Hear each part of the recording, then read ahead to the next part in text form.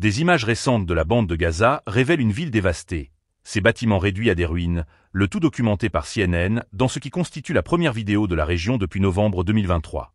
Selon le rapport, près de 60% des infrastructures ont été endommagées ou complètement détruites à la suite des frappes de l'armée israélienne.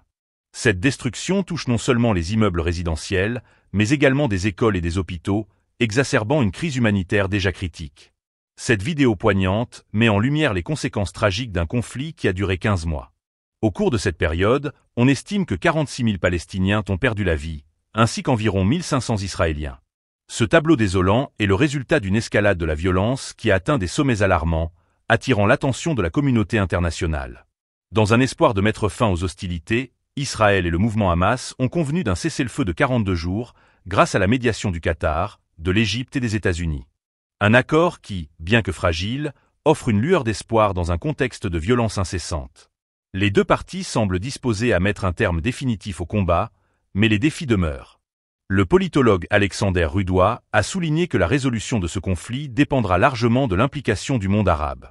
Il estime que la mise en œuvre d'une résolution de l'ONU en faveur de la création d'un État palestinien indépendant pourrait être un pas vers la paix au Moyen-Orient. Cependant, ce chemin est semé d'embûches et la méfiance entre les parties reste palpable. De son côté, le politologue Yaakov Kedmi a exprimé des réserves sur les intentions du Hamas, qualifiant les souvenirs offerts aux otages libérés des « astuces bon marché » pour améliorer leur image publique.